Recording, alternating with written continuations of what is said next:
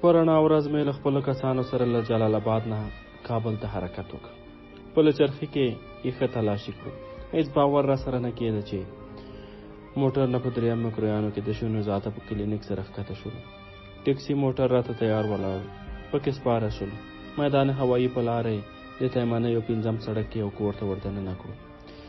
ډله ډله په هره سیمه کې موږ ته ځایونه جوړو او خوندي شولو، ځکه که یوه ډله ونیول شي نو بله ډله به پاتې وي. سهار وختي پاڅېدو، چای مو وڅښه، ځانونه مو مسله کړه او په هماغه ټیکسي کې سپاره شولو. زه له دې وېرېدم چې په لاره کې مو تلاشي نه کړي. تر فروشګاه پورې چا راته ونه ویل چې په مخ د څو سترګې دي. دې ته وایي دولت. د مخابراتو وزارت تر څنګ له ټکسي نه ښکته شولو. څادرونه مو له ځانه چاپېره کړي وو، ښه ډاډه روان وو. همدا چې وزارت ته ورنږدې شولو، زما ملګری بصیر لږ ورخطا شو. ماشینه یې په پیرهدارانو وچلوله. همدې وخت کې وزارت ته دننه شولو. ملګرو ته مې ویل چې ملکي خلک که هر چا ووژل، زه به هغه کس خامخا وژنم. موږ به کوښښ کوو چې وزیر ووژنو. ملګرو مې زما خبره ومنله. نور په وزارت کې سره تیت شولو. موږ لا د وزیر شعبه لټوله چې دولتي عسکر را ورسېدل. سختې چیغې پغې شروع شوې. مامورینو ته مې غږ وکړ چې موږ له تاسو سره کار نه لرو، خو له شعبو د باندې مه راوځئ. خو چا زما خبرې ته چیرته کتل.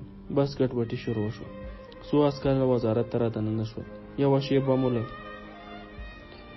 هغوی سره جنګ وکړ. بصیر سخت ځای کې ایسار و. دواړو خواونه محاصره شو. دا لیز نه د تېښتې لار هم نه وه.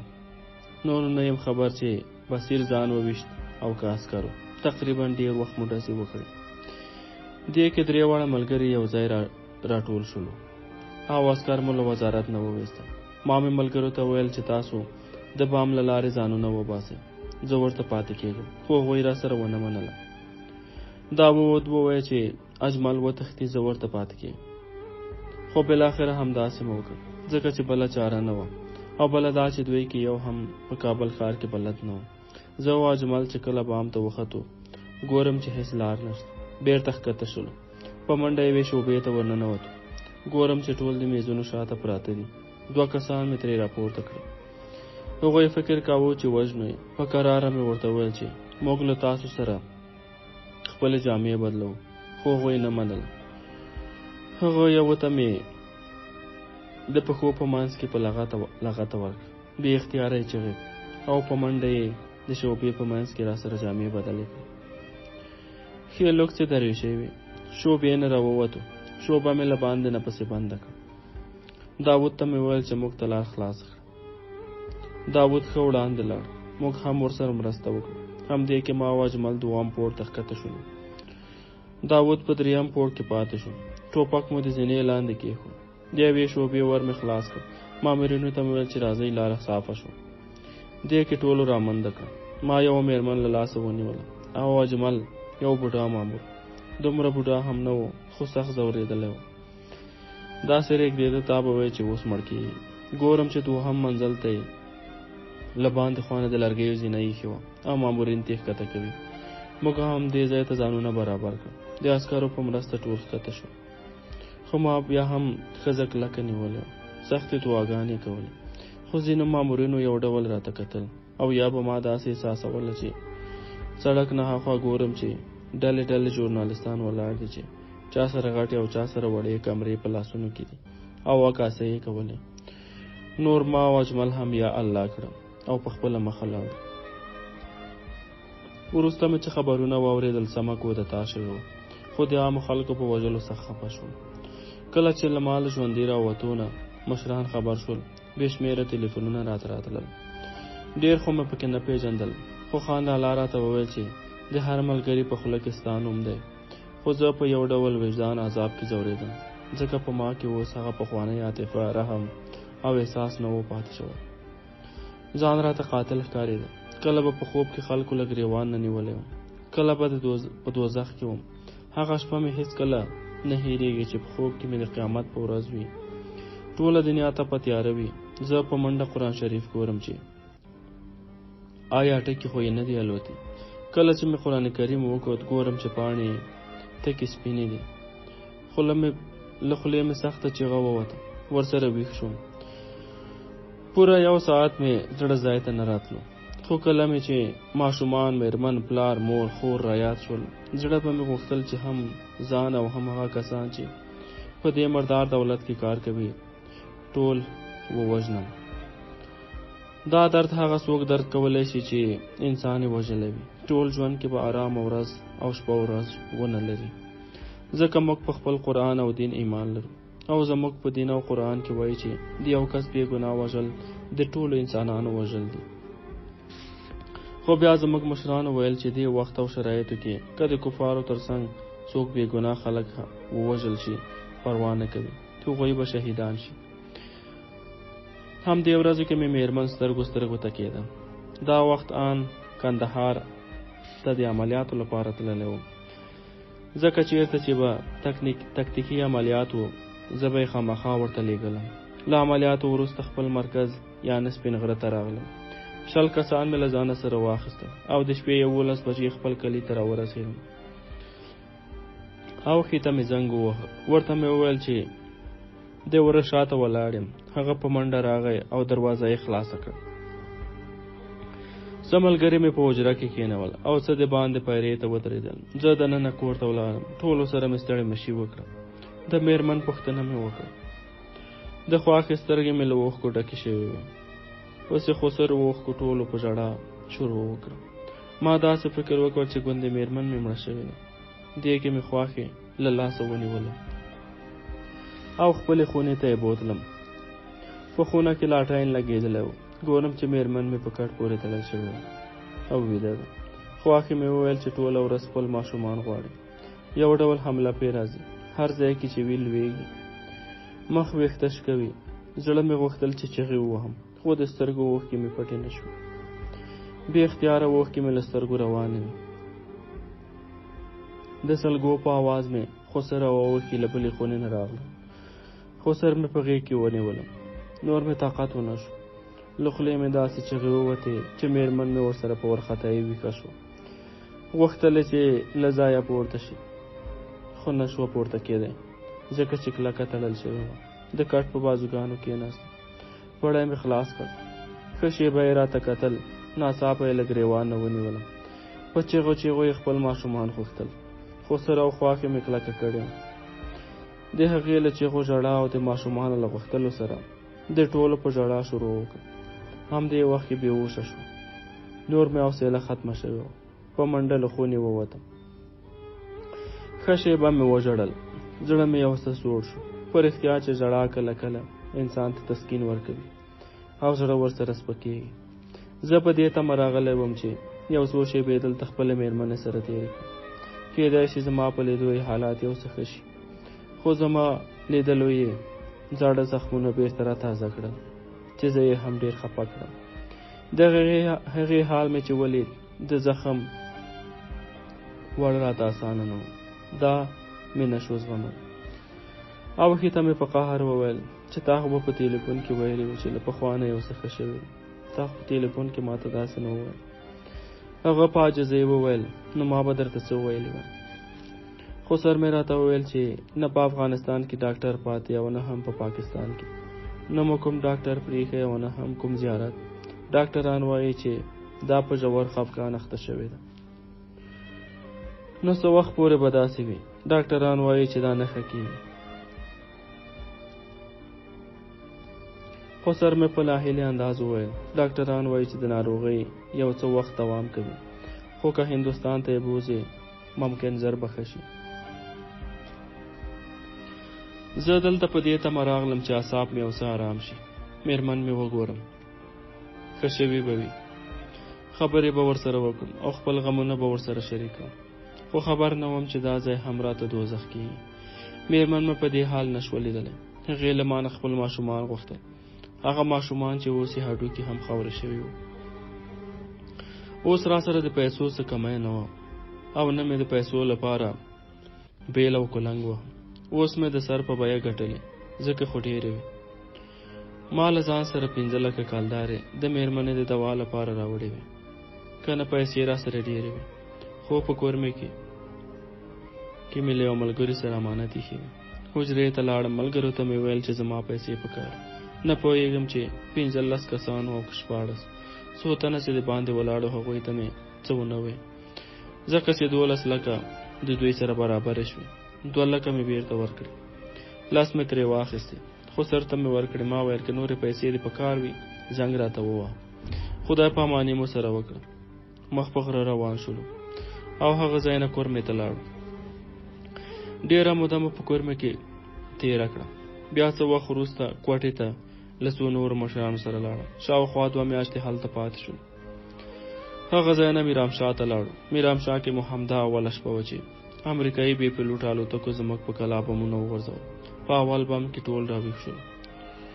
دوهم سره بیا نه یم خبر شوی. دا چې په موږ څومره موده تېره شوې وي نه وم پوه شوی. چې لږ بیدار شوم پوزې کې مې پایپ تېر شوی و. خلک مې لیدل چې ښکته پورته راګرځي، خو څېرې یې راته سمې نه ښکاري.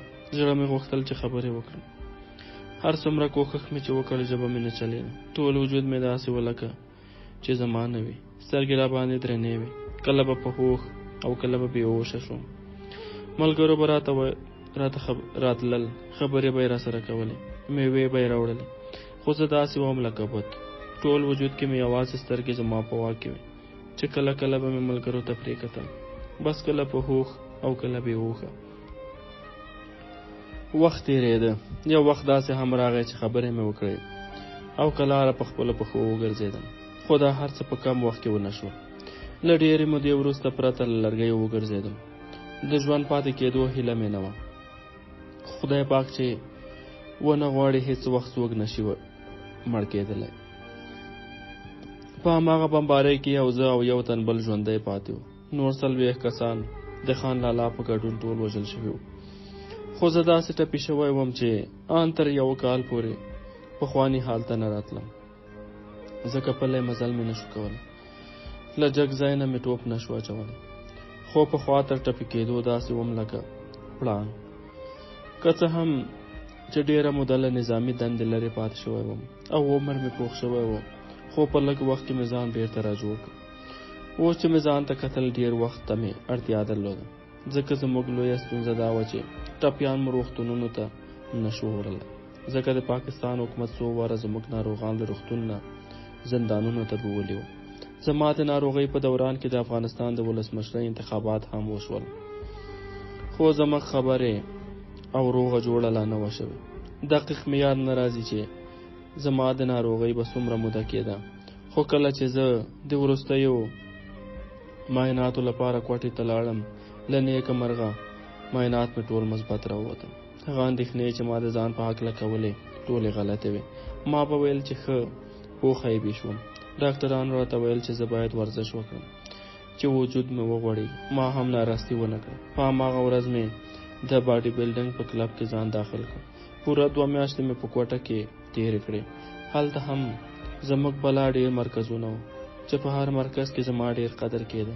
په همدې شپو ورځو کې پوه شوم چې نوی ولسمشر نه غواړي چې له موږ سره روغه جوړه وکړي. زموږ مشران سخت په قهر وو، ځکه خو یې خپلو بریدونو ته زور ورکړ.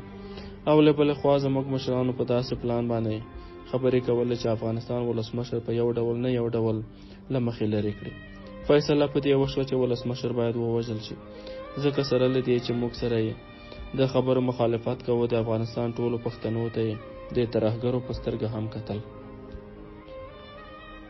چې په دې پښتنو کې رښتینی ترهګر هم لکه زما په څېر دوی جوړ کړي وو. د هغې وخت سیاسي شنونکو به ویل چې دوی په خپله غواړي چې عکس العملونه راوپاروي او خپل دښمن غښتلی وښيي چې تر ډېره په سیمه کې پاتې شي او د رقیبو هیوادونو په منځ کې خپلې ګټې خوندي کړي. ځینو پخوانیو ډلو، ګوندونو او نورو بهرنیو هیوادونو هم لاسوهنې کولې. دوی چې زموږ ټول وژل غوښتل او په خپل کور کې له موږ سره جګړه او په موږ تېری کوو، د دې حقیقت نه وو خبر چې دوی باید څومره انسانان ووژني. دوی چې څومره خلک ووژل، د دوی دښمنان لا زیاتېدل.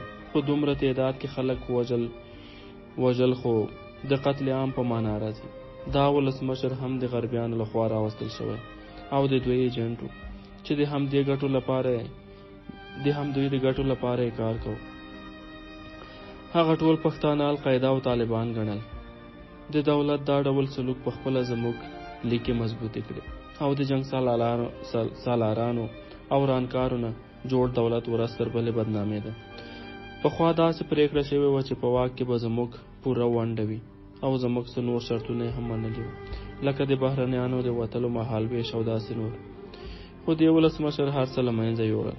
په هر صورت دا چې دوی څه ډول پرېکړې ته ورسېدل زه ترې خبر نه وم. بس د مشرانو پرېکړه زموږ پرېکړه وه. زه او زموږ 3 مشران کورمې جنسۍ ته لاړو. ملګري مې په لیدو سخت خوشحاله شول. میلمستاوې یې راته جوړې کړې، پسونه یې راته حلال کړل، منډارونه مو سره وکړل. خو زموږ د خوښۍ شېبې ډېرې لږې وې. هره ورځ به د یو یا هم ډېرو ملګرو د وژلو خواشینونکي خبرونه راتلل. زما چې څنګه نږدې خپلوان ووژل شول، همداسې مې یو نږدې ملګري هم له لاسه ورکړل.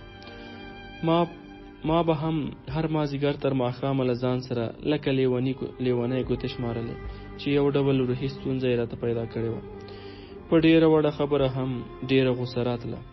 یوه ورځ زه او منصور چې تازه له هلمند راغلي وو، زما د خوښۍ ځای په شنه غره کې وو.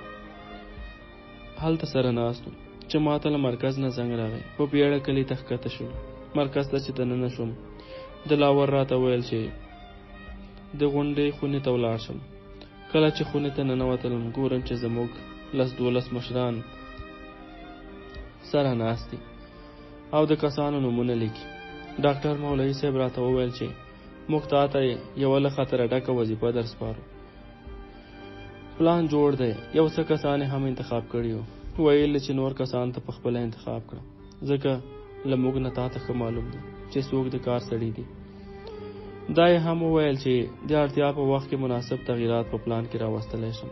ډاکټر مولوي صاحب وویل چې زموږ هدف د ولسمشر وژل دی. نور ته په خپله پوهېږي، خو چې څوک در نه ژوندی ونه نیسي او نه هم څوک سهو او خطا وکړي.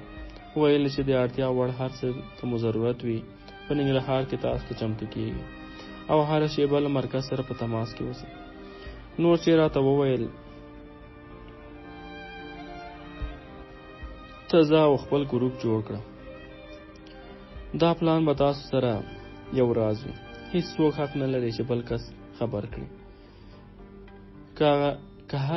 که هغه هر څوک وي باید له دې پلان څخه خبر نشي. په همدې ورځ مې خپل 15 کسیزه ګروپ آماده کړ. کله چې یو پکې منصور هم و، ټول مې د غونډۍ ځای ته راوستم. ډاکټر مولوي صاحب هلکانو ته وویل چې توریالی مو د ګروپ مشري په غاړه لري. تاسو یې د هرې خبرې اطاعت وکړه او که هر چا نافرماني وکړه د مرګ سزا لري. د ټولو په وړاندې قسمونه راکړه، دعا مو وکړه او له کلا نه ووتو. سبا سهار مو ګیره برېت او ویښتان جوړ کړ، پکولونه او لنګۍ مو لرې کړې او مخ په ننګرهار مو حرکت وکړ. موږ خبر و چې ولسمشر له نورو چارواکو سره ننګرهار ولایت ته راځي او په سراج العمارت کې به یوې لویې غونډې ته وینا کوي. موږ په قصبه کې یو کور درلود چې زموږ مرکز و. زموږ ملګري پکې اوسېدل چې زموږ دې ملګرو به موږ ته دلته د خوراک او اوسېدو ښه بندوبست کوو. زه او منصور په سپینه کرولا کې سپاره شول. د سراج العمارت ترڅنګ سپین غر هوټل 2یم منزل کې مو د 10 ورځو لپاره 2 اطاقه په کرایه کړل. د سپین غر له بام نه د سراج العمارت بڼ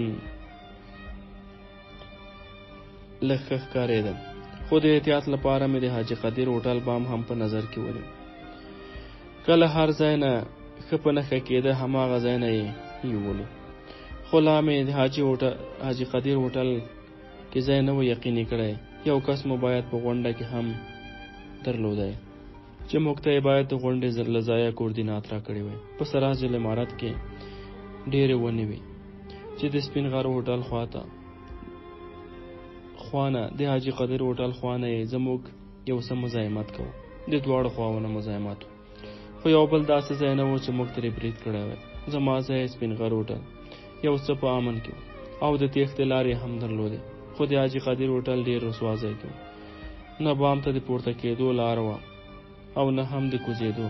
خو فیصله مو په دې وکړه چې هر ډول کېږي باید یو کس په دې هوټل کې د ګارسون په توګه ومنل شي.